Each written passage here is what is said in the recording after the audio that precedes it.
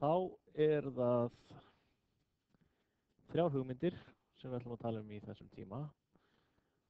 Þessar þrjár hugmyndir tengjast allar orkunotkun og orkuöflun með einhverjum hætti. Og þetta síðasti tíminn í bili þetta efni.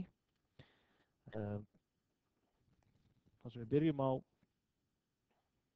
þessi maður hér, sem að þið þekkið væntanlega flest. Þetta hann John Lennon, einn af Beatlunum, sem var skotinn í bakið af geðsjúklingi og drepinn. Og mig langar að vitna í orð sem hann segist einu sinni hafa sagt við kennarann sinn. Þannig var að þegar hann var lítill þá spurði hann mömmu sína hvað væri mikilvægast í lífinu. Hún sagði að það mikilvægasta í lífinu væri hamingjan. Að hamingja væri það sem lífið snýst um. Síðan þegar hann byrjar í skóla þá verður það að hafa í huga að menntakerfið var ansi íhaldsamt og stíft og strangt, og hann var spurður að því hvað hann ætlaði að verða þegar hann stór. Hann sagði að hann ætlaði að verða hamingjusamur. Og þá sagði kennararnir, nei, þú skilur ekki verkefnið. Þú átt að segja hvað þú vilt verða þegar þú ert stór. Og hann sagði, nei, þið skiljið ekki lífið. Og þetta meira heldur bara snjallt tilsvar. Þetta lýsir ákveðnu viðhorfi að taka því ekki sem gefnum hlut hvernig annað fólk vill að þið notið ykkar líf. Vegna þess að ef að menn hefur bara alltaf látið sér nægja að læra hvernig eldri kynslóðin lifir, þá hefði aldrei orðin einn framþróun. Þá værum við bara föst á einhverjum punkti í þróun mála fyrir mörg hundruð árum, löngu árum menn föttuðu að það er svo miklu meira hægt að gera heldur en maður hefur haldið. Og það skiptir ekki máli hvort maður í ríku landi eða fátæku eða á ríka fjölskyldu eða fátæka. Það ekki það sem greinir á milli þess hvort maður nær að nota líf sitt í eitthvað sem skiptir máli eða ekki. Maður þarf ekkert að vera ríkur til að skipta máli og gera hluti sem skipta máli. Það hjálpar að mennta sig. Þannig að ef maður mennta sig í einhverju sem maður hefur áhuga á og mennta sig vel, að þá fær maður fleiri tækifæri til að gera hluti sem skipta máli. Og einn af bestu tækniháskólum í heimi er MIT, Massachusetts Institute of Technology. Þarna eru sumir af fremstu vísindamönnum heims að uppgötva nýja og stórmerkilega hluti og reyna að hafa áhrif og reyna að vita meira, og hugsanlega mun einhvert ykkar fara í þennan háskóla seinna. Þeir eru í geimvísindum og í alls konar fræðum og greinum, en stundum þarf bara einfaldar hugmyndir, og það var í þessum skóla sem að kviknaði hugmynd, sára einföld hugmynd, það að hugsanlega væri hægt að finna einhverja lausnir, vegna þess að stór hluti jarðarbúa býr við miklu verri kjör heldur en við, býr við miklu lélegri heilsu og næringu og atvinnu heldur en við. Í sumum löndum ennþá fólk að deyja mjög ungt. Og þarna var hópur að vinna því hvort það væri hægt að gera eitthvað til að hjálpa fátæku fólki án þess að það þyrfti að kosta rosalega mikið af peningum. Og ein hugmyndin sem kviknaði í MIT var hugmynd sem síðan er orðin að verkefni sem heitir lítri af ljósi, og þið sjáu þarna mynd af kókflöskum sem búið að reka í gegnum gat á bárujárni. Og það er búið að semja tónlistarmyndband og þetta er allt voðalega krúttlegt og flott, en hugmyndin á bakvið þetta er alveg stórkostlega snjöll vegna þess að stór hluti jarðarinnar, þar á meðtali í fátækum löndum, hendir ógrynni af gosflöskum á hverju einasta ári, bara hendi í ruslið, á meðan þessar gosflöskur geta leyst annað vandamál sem er að það vantar orku til að lýsa upp hús. Margir hafa bara ekkert rafmagn, og þeir sem hafa rafmagn hafa ekkert efni á því en til að vera með ljós alla daga. Og það var bara þannig á Íslandi fyrir 100 árum að menn spöruðu mjög mikið ljósið. Og fyrst að það er ljós úti, sól sem skín, að þá er allavega á daginn hægt að sjá til þess að sólin geti lýst inn í húsin án þess að það þýði að maður þarf að búa til risastóra glugga sem er líka dýrt að gera en er líka vont vegna þess að gluggar tapa hita og tapa orku. Hús með stórum gluggum, það kostar meira að hita það upp heldur en hús með litlum gluggum. Og lausnin er að þessi, þú tekur kókflösku, stingur henni gegnum bárujárnsplötu, hvort tveggja kostar sára lítið, hvort tveggja er að finna á ruslahaugum og setur þetta í þakið og þá mun ljósið brotna og beygja á alla kanta inn í flöskunni og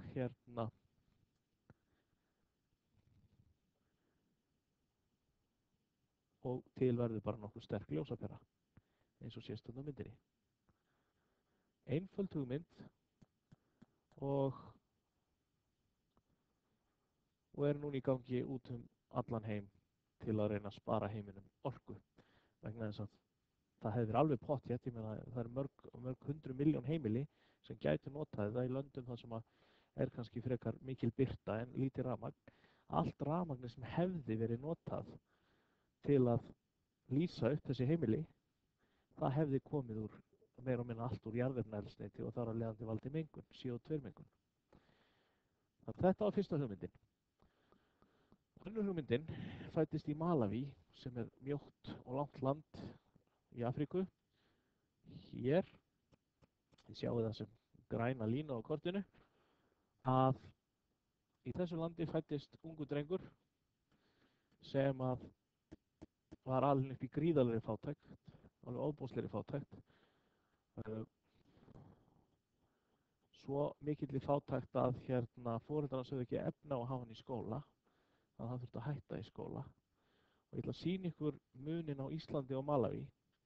Þið sjáu þarna árið 1805 að þá var Ísland bara í svipuðum málum á Malaví. Það er að segja, og þið þurfa að geta lesið úr svona töflum, að innkoma, peningar sem fólk átti, það var nú töluverður munur, það var nú kannski tvöfalt meira á Íslandi heldur en í Malaví, en það var hvort tveggja undir $1.000 á ári, sem er sáralitlir peningar, og þó að heimurinn hafi svo sem ekkert verið rosalega ríkur á þessum tíma, það voru alveg til lönd með töluvert mikið meira en það. En heilsufari var svipað, fólk mátti ekkert reikna með að vera mikið meira en 35 ára gamalt að meðaltali. Það var svo margir sem dóu úr sjúkdómum og jafnvel hungri. En þetta eru það gamlar tölur og það er kannski erfitt að stóla mikið á það. En nú ætlum við að sjá breytinguna annars vegar á Íslandi og á Malaví. Og það sem gerist og þið þurfum að horfa á er að ef að landið færist í þessa átt á myndinni, þannig að ef að Ísland fer hingað, þá þýðir það einfaldlega bara að launin er að hækka. Þið getið lesið launin á þessum kvarða hér. Ef landið færist upp, þýðir það að meðalaldurinn er að hækka. Land sem er hér til dæmis, ef er yfir 40 ára meðalaldur, ef land væri komið alla leið hingað upp, þá væri meðalaldurinn komin yfir 75 ár. Þannig að svona virka myndin. Og þá skulum við spóla fram í tíman til dagsins í dag og sjá munin á stöðunni í Ísland og Malaví. Fyrst gerist ekki neitt, löndin standa nokkurn veginn í stað, þetta svona fer hægt og rólega núna til hægri og nú allt í einu fer þetta á Íslandi að hoppa fram og tilbaka sem er nú líklega bara vegna þess að gögn eru óræðileg, ekki vegna þess að svona mikil breyting hafi orðið. En þið sjáu samt alveg að Íslandi núna alveg greinilega þrátt fyrir þessar sveiflur að þokast upp og til hægri, jafnt og þétt. Og nú erum við komið fram á 20. öld og við höldum áfram að þokast upp og til hægri og Ísland er núna komið landa lengst eiginlega upp. 2009 stoppar þetta og sjáum við nú hvar Ísland er og hvar Malaví er. Í dag er Malaví hér og Ísland er hér. Og munurinn er afgerandi. Ævilengdin í Malaví er innan við 55 ár og tekjurnar eru innan við 1000 ár. Þannig að tekjurnar í Malaví eru ennþá svipaðar og voru á Íslandi fyrir 200 árum síðan. Ísland er komið hérna upp í flokk efstu landa með meðalaldur yfir 80 árum og launin nálægt $40.000. Þannig að 40 sinnum hærri tekjur á Íslandi heldur en í Malaví sem að þýðir að það er næstum því Það tekur næstu ekki nema viku fyrir Íslendinga að vinna fyrir árslaunum Malavíbúa. Það eru nokkur lönd þarna sem eru hérna ríkar en Ísland. Það er til dæmis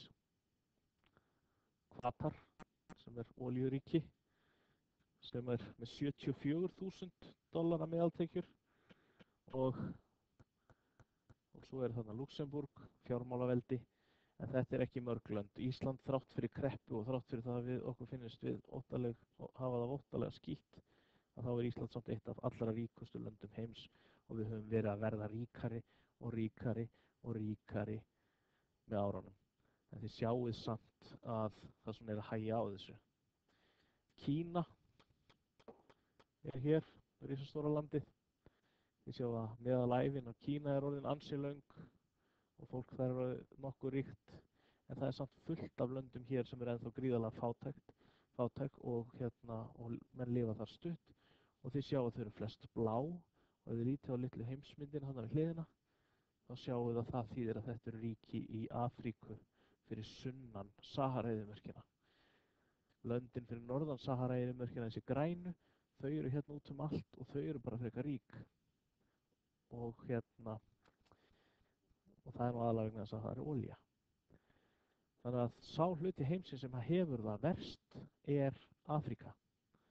Og það er þar sem að fæðist ungu maður, William Kamkwamba, og þegar hann er á ykkar aldri, þetta er ennþá ungu maður, hann er ekki nema 24 ára í dag, að þegar hann er fyrir 10 ára síðan, þegar hann var unglingur, þá gátu foreldrarnir ekki lengur borga fyrir hans skólagjöldin, sem voru cirka 10.000 kall á ári með íslenska peninga. Og hann var að hætta í skóla, en í staðinn fyrir að fara bara og gera ekki neitt, að þá fór hann og reyndi að mennta sig sjálfan. Og hann fór á hverjum degi á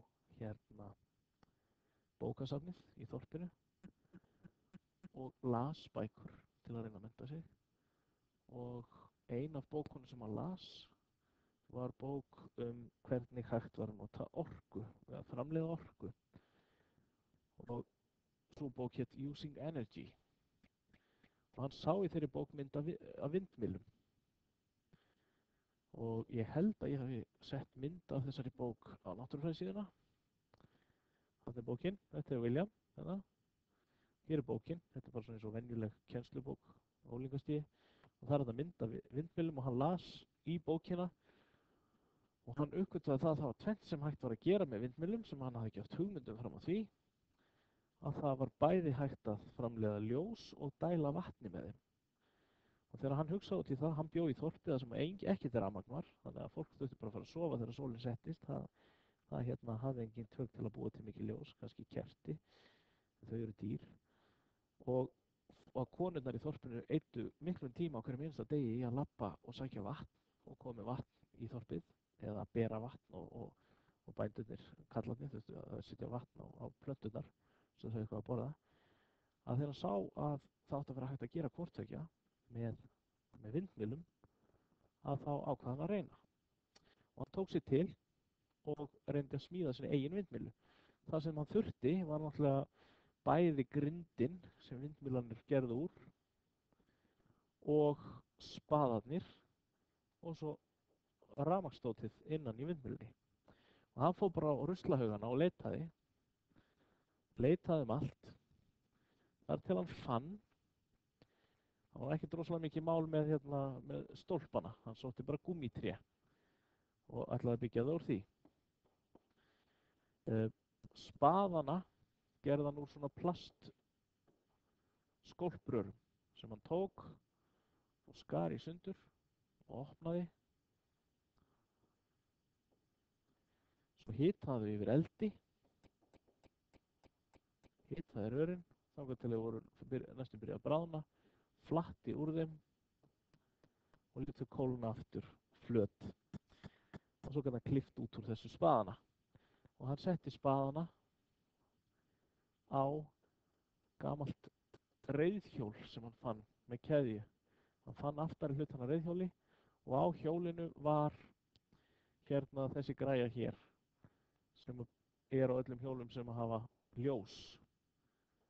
Framleiðir rafmagn þannig að þetta strýkst við hjólið og ef þið eru með ljós á hjólun ykkar þá er líklega svona á öðru hvoru dekkinu. Hann setti þennan búnað upp í nokkra metra háan turn sem hann smíðaði sjálfur og fólki í þorpinu var allt mætt til að skoða þetta hjá honum en það var bara logn og hann beið eftir að kæmi vindur. Fyrsta kvöldi sem kom vindur klifraði hann upp og tengdi litla peru við þetta eins og bara er á ljósi. Tengdi pínu litla peru hérna. Og eftir smá stund þá byrjaði að koma svona smá glóð á peruna, ekki mikið, en það kom pínlítið ljós og honum fannst það bara pínu flott. Og hann fór niður á turninum og hérna var svona pínu montin að þessu, það var svona örlítið ljósbirta. En þá hvessti og þetta fór að snúast af ægilegum krafti og skyndilega var bara peran orðin bara mjög sterk. Og fólkið mætti allt út og horfði alveg hugfangið á þetta hérna ljós. Þetta svo sem ekki villimenn, þetta bara fólk sem býr við aðra aðstæður heldur en við, þau oft séð ljós, en þetta var í fyrsta skipti sem sá rafmagnsljós í sínu eigin þorpi. Og honum fannst þetta svo frábært að hann byggði 2 turna í viðbót, 2 myllur í viðbót, aðra sem hann tengd var við dælu, sem dælir vatni á akurinn þeirra og sér verk sem að fólk þurfti áður að vinna og hina til að framleiða meira rafmagn. Og þar til dæmis getur fólk sem að ferðast þarna þessi svæði komið með gemsana sína og látið hlaða. Þannig að þarna út í miðri eyðimörk, þar er hægt að hlaða GSM-síma. Hann skrifaði bók þetta, drengurinn sem beislaði vindinn og þið verðið að hafa í huga, þetta er bara strákur sem er á ykkar aldri. Og það var enginn sem að hjálpa honum eða hvatt hann til að gera þetta. Þetta var bara eitthvað sem hann fann upp hjá sjálfum sér. Og í dag, í staðinn fyrir að búa í einhverjum moldarkofa í Malaví, þar sem hann hefur ekki neitt til neins, þá er þessi drengur að ferðast heiminn og halda fyrirlestra og kenna fólki að maður skildi nú kannski ekki maður skildi kannski ekki bara haga sér eins og allir aðrir hafa hagað sér og munu haga sér, heldur maður á kannski stundum að reyna að hugsa hvort maður geti ekki gert eitthvað eins öðruvísi og bætt aðstæðurnar. Og ég var í smá samskiptum við þennan dreng í síðasta haust eða seint í sumar, að þá var ég svona aðeins að tala við hann á netinu. Hann er nefnilega komið með tölvupóst og hann langaði ofboðslega til að ég skilaði kveðju til nemenda minna og baði mig að koma þessu hérna til skila. Hann skrifaði reyndar mjög slaka ensku en hérna, þetta er samt það sem hann sagði. Þetta er einfalt en hérna, þetta er alveg ljóst hvað hann er að segja. Mig langar til að hvetja ykkur til að trúa á að allt sé mögulegt ef maður er tilbúin að leggja mikið á sig. Ekki gefa draum ykkur upp á bátinn, vísindin hjálpi ykkur að verða það sem þið viljið. Honum finnst gríðarlega mikilvægt að börn læri vísindi vegna þess að vísindin geta hjálpa manni að verða eitthvað sem maður er ekki og maður þarf náttúrulega að trúa það sem maður er að gera og maður þarf að vinna, leggja mikið á sig og maður þarf að hafa drauma. Og þetta er kannski eitthvað sem við getum lært af á Íslandi, við ríka fólkið sem getum gert svo margt og getum svo auðveldlega menntað okkur og getum auðveldlega lært mikið vísindi en við erum kannski ekki alltaf tilbúin að vera rosalega dugleg og leggja mikið á okkur og hugsanlega erum við ekkert öll með neina drauma. Hugsanlega eru sum okkar bara þannig að við ætlum bara að verða eitthvað, við ætlum bara að sjá hvað gerist, við ætlum bara að fylgja straumnum. Það þýðir auðvitað, við endum þá bara eins og allt annað fólk í kringum okkur, við fylgjum bara fljótinu í staðinn fyrir að stjórna okkar lífi sjálf. Ef hann hefði gert það, þá er ekkert rafmagn í þorpinu hans. Þriðja hugmyndin snertir okkur beint, okkur sem erum að eyða tugum þúsunda í bensín á bílana okkar. Það er tækni sem heitir VAF2G eða Vehicle to Grid eða faratæki tengd kerfinu. Og þetta er ofboðslega einföld hugmynd og hún tengist því sem að þið eru búin að vera að læra síðustu vikur. Það er þessu með orkugjafana að helst myndum við vilja, ef við gætum, nota sólarorkuna eða vindorkuna beint. Ekki láta sólina breyta hérna, láta fylla plöntur af sykri sem síðan deyja og fara niður í jörðina og við brennum þær eftir einhver ár sem kol eða olíu. Heldur bara að reyna að virkja þetta strax þarna. Ekki vera að breyta því í lífræn efni og því að þau menga og hita jörðina.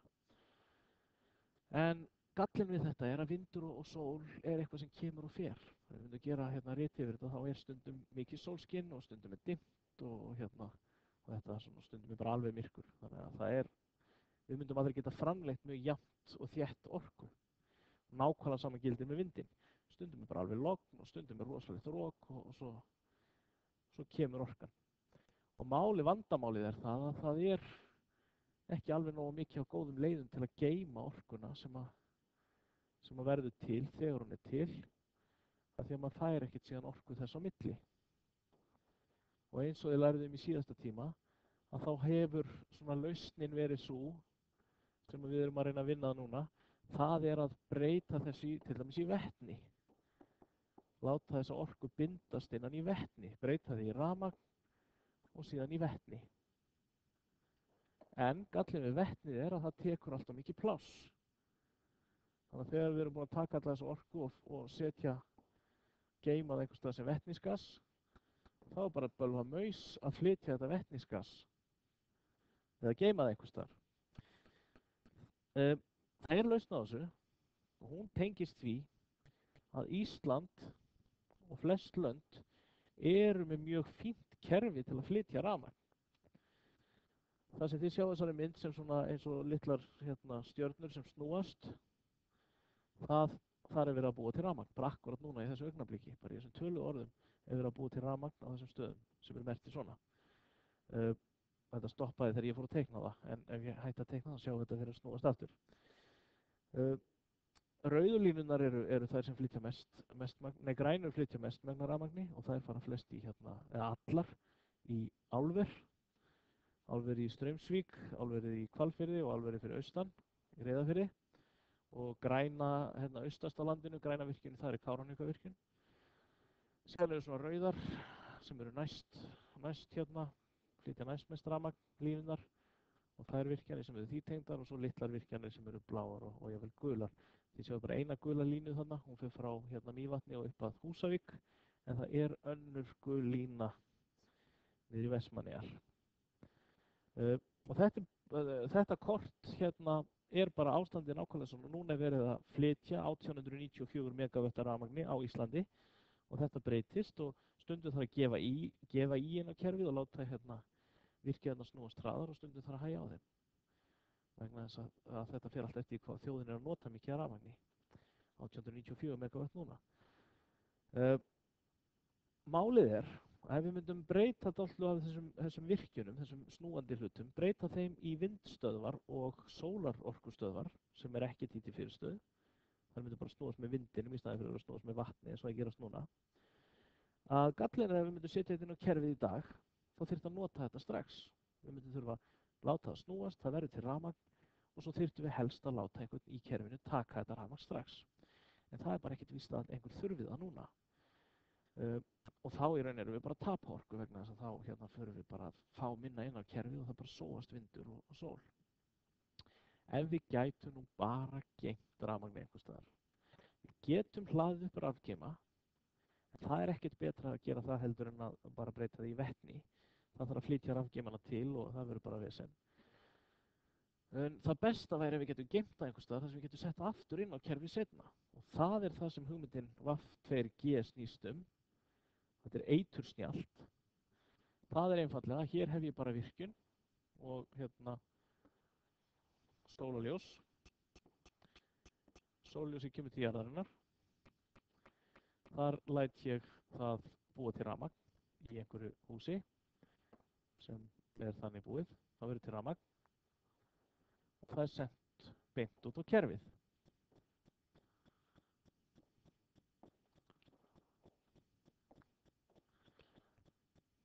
Allt er góð með það. En við höfum fólk sem á bíla tengt við kerfið í gegnum innstungur. Þannig að þegar þú kemur í vinnuna eða heimtíðin, þá stingur bílinn þínum í samband við innstungu. Ekki bara svona venjuleg innstungu, það er líklega einhver svona innstungu sem getur flutt alltaf mikið rafmagn. Og þessi rafmagnsvír væri tengdur inn á kerfið. Og í bílnum þínum væri rafhlaða sem getur geymt hellinga rafmagni.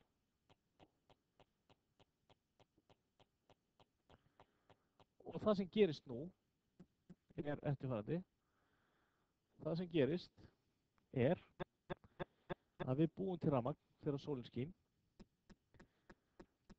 Búum til rafmagn, sendum það á kerfið. Ef enginn þarf að nota það, þá er einfaldlega bara hlaðið inn á alla bílana sem standa kjörrir.